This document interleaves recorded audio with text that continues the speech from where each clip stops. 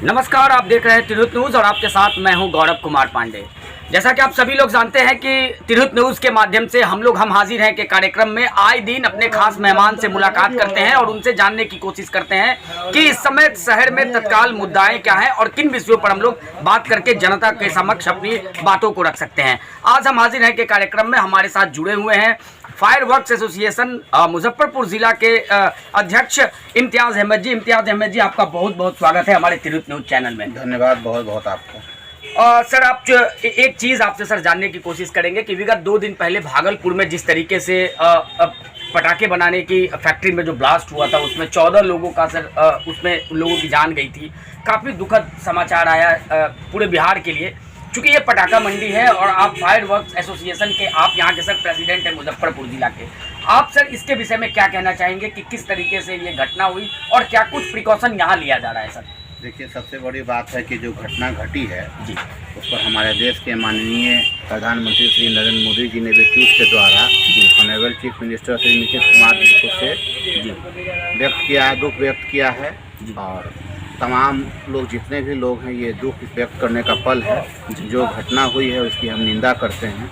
कहीं ना कहीं जो भी लोग उसमें इन्वॉल्व थे, जो लोग बना रहे थे, वो इलीगल ही बना रहे थे, क्योंकि पटाखा बनाने का लाइसेंस जहाँ तक मेरे संज्ञान में है पूरे बिहार में किसी भी फर्म को या इंडिविजुअल पर्सन को नहीं बेचने का लाइसेंस है। बेचने के क्रम में जो प्रिकॉशन सरकार के द्वारा बताया गया है या जिस कंडीशन के अकॉर्डिंग हम लोग को लाइसेंस निर्गत की गई है उसका अक्षरशः पालन हम लोग करते हैं। जैसे कि स्पेशली मुजफ्फरपुर में जो लाइसेंस होल्डर्स लोग हैं उसमें कुछ लाइसेंस ऐसा भी है जो पिछले 50 साल से रिन्यूअल हो रहा है जी। और ऊपर वाले का बहुत बड़ा मेहरबानी है कि आज तक मुजफ्फरपुर में कोई घटना नहीं घटी जी। और इस सब घटना से हम लोग जो है सीख लेते हैं, अपने प्रिकॉशन को और बढ़ा देते हैं।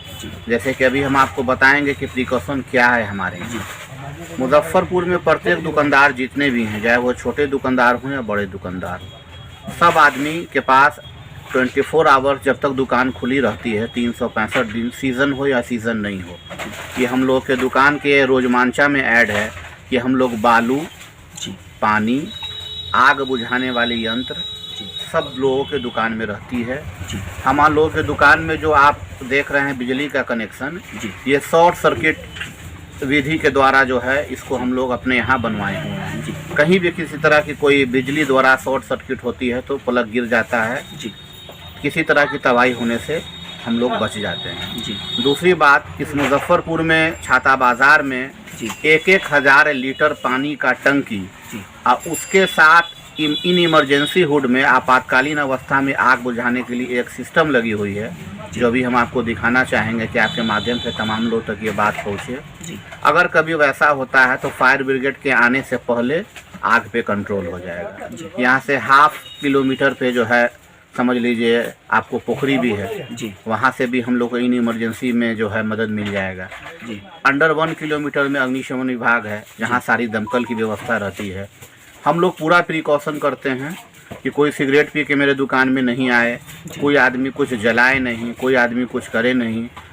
लगातार इस पर हम लोग जो है अपना पूरा प्रिकॉशन करते हैं, एफर्ट लगाते हैं, क्योंकि हम लोग का सारा कुछ इसी में लगा हुआ है। सर, ये व्यवस्थितम काफ़ी इलाकों में से एक माना जाता है जहाँ की आवागमन की कुछ इस तरीके से सर परिचालन होता है कि लोगों को काफ़ी कठिनाइयों का सामना करना पड़ता है, क्योंकि जाम बाहुल इलाका कहा जाता है, काफ़ी बिजी इलाका है।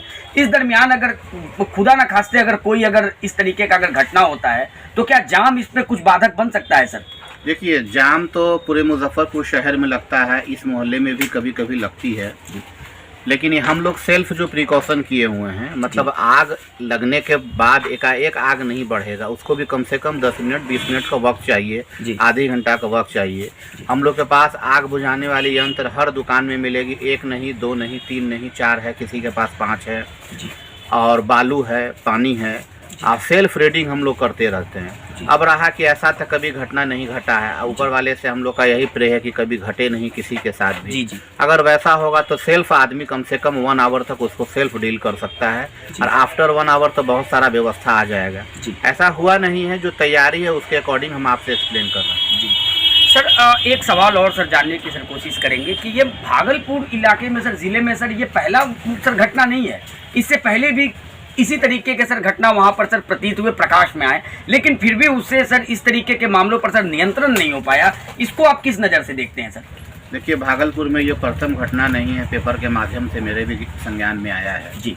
अगर बार बार इस तरह की घटना हो रही है तो कहीं ना कहीं नेग्लिजेंसी हो रहा है जी। बनाने वाले के द्वारा जी। हम कह सकते हैं कि शासन प्रशासन के द्वारा जी।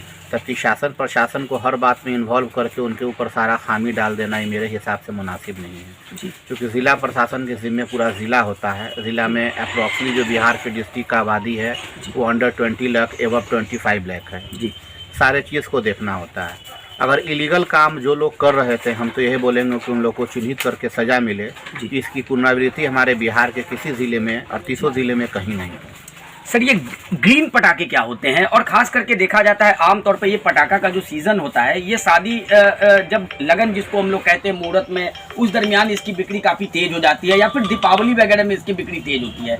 लेकिन अब भी इसको भी लोग अब जो है ग्रीन पटाखे का इस्तेमाल करते हैं। ये होता क्या है सर ग्रीन पटाखा, इसको किस तरीके से आप सर वर्णन करेंगे सर?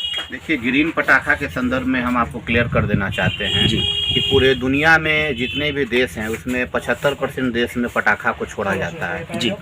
कोई फेस्टिवल में छोड़ता है, कोई हैप्पी बर्थडे में छोड़ता है, कोई न कोई मतलब आदमी को खुशी के इजहार करने का बहाना होता है उसमें छोड़ता है जी। जो विकसित कंट्री है वहाँ पटाखा अब ग्रीन बन रहा है जी। उस विकसित कंट्री से विकासशील कंट्री लोगों ने फार्मूला लिया जिससे धुआं कम से कम हो, खतरा कम से कम हो।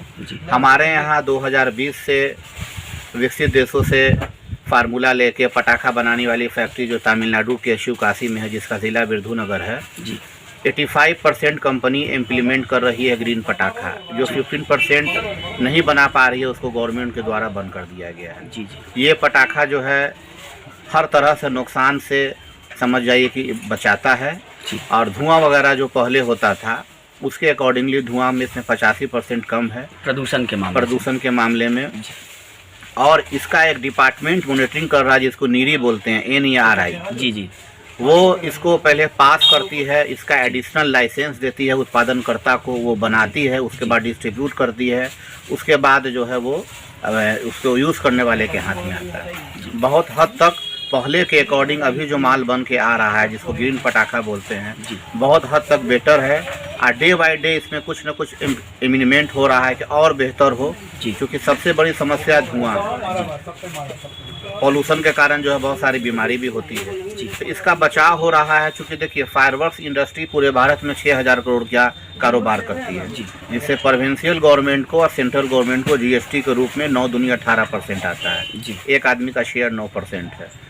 अप्रत्यक्ष अप्रत्यक्ष लोग इसमें कम से कम मेरे ख्याल से 1 करोड़ लोग जुटे हुए हैं, बेचने वाले, बनाने वाले, बनवाने वाले, ट्रांसपोर्टिंग करने वाले, ठेला वाले, सब लोग का रोजगार है।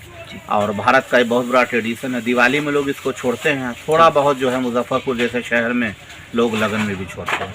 फिलहाल अभी पटाखा का कोई कारोबार हमारे यहाँ नहीं हो रहा है, ये सीजनली मंडी है। आप देख रहे हैं कि हम लोग रंग अबीर गुलाल पिचकारी में लगे हुए हैं, यहाँ कोई क्रय विक्रय भी नहीं हो रहा है। सर होली पे सर लौटते हैं, एक आखिरी सवाल आपसे ये जानने की कोशिश करेंगे कि होली का त्यौहार काफ़ी नज़दीक है और ये यहाँ पे आमतौर पर देखा जाता है कि सीजनली कारोबार किया जाता है, तो सीजनली कारोबार में सर होली के संदर्भ में किस तरीके का आपको इस बार का मार्केट लग रहा है? क्योंकि तंगी कोविड काल के बाद जो है ये मतलब कि ऐसा लग रहा है कि शायद इस बार लोगों को होली मनाने का, त्यौहार का लोगों को मौका मिलेगा सर, तो मंडी से आपको कितना आभास हो रहा है कि इस बार लाभ होना या फिर किस तरीके का कारोबार चल रहा है? इस पर थोड़ा सा सर अपने बारे में, अब अपने भाषा में सर इसको बताएं सर। देखिए, उम्मीद पे दुनिया कायम है जी।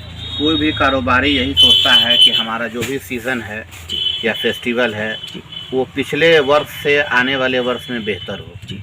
लेकिन कहाँ तक हो पाता है ये जब त्यौहार या फेस्टिवल या कोई भी शुभ मुहूर्त बीत जाता है तब पता चलता है। हम लोग अपने परचेजिंग को बेहतर किया है क्योंकि होली एक बहुत बड़ा त्यौहार है। हमारे प्रदेश में अन्य प्रदेशों से भी लोग इसी बहाने अपने घर में आते हैं और सब लोग मिल के, सारे धर्म के लोग मिल के इस त्यौहार को मनाते हैं जी। तो हम लोगों को उम्मीद है कि कोरोना काल समाप्त हो चुका है, तब पूरी तरह समाप्त कहना इसमें अतिशयोक्ति नहीं होगी जी। लेकिन हमको लग रहा है कि और साल की अपेक्षा इस बार होली का बाज़ार जी। चाहे पिचकारी का हो, कपड़ा का हो, मिठाई का हो, इससे संबंधित जो भी है रंग गुलाल का हो, बेहतर होना चाहिए। ऊपर वाले से हम लोग यही कामना कर रहे हैं कि बेहतर हो, क्योंकि ये बेरोजगारी से बाज़ार के नहीं रहने से कारोबारी लोग पूरी तरह ध्वस्त हैं। किसी भी देश का बैकबोन कारोबारी होता है, क्योंकि टैक्सेशन का कलेक्शन सिर्फ कारोबारी के द्वारा होता है। जी। कारोबार चलता है तो टैक्सेशन का रेवेन्यू कलेक्शन बेसी होता है, बाज़ार में पैसा आता है, तमाम लोग को पैसा समय से मिलता है। तो मेरा उम्मीद है कि होली बहुत बेहतर चलेगा। होली बेहतर चलने का संकेत होता है कि अन्य कारोबार भी बेहतर होगा। तो आपने सुना कि ये थे इम्तियाज़ अहमद जी, जो कि फायर वर्क्स एसोसिएशन मुजफ्फरपुर ज़िला के प्रेसिडेंट भी हैं। और मैं आपको एक चीज़ और मैं बता दूं, चूँकि ये हमारा मुद्दा राजनीतिक कवरेज करने का नहीं था। श्रीमान इम्तियाज़ अहमद साहब जो है रामविलास पासवान लोक जनशक्ति पार्टी के प्रदेश सचिव भी हैं, तो इसलिए आज इनसे हमने बातचीत की और पूरे मुद्दों पर हमने बात की कि किस तरीके से भागलपुर ज़िले में जो हादसा हुआ, 14 लोगों की जाने गई, पटाखा को किस तरीके से आज के दरमियान लोग इस्तेमाल कर रहे हैं। तमाम खबरों के लिए आप बने रहे त्रिहुत न्यूज़ के साथ। गौरव कुमार पांडे, मुजफ्फरपुर।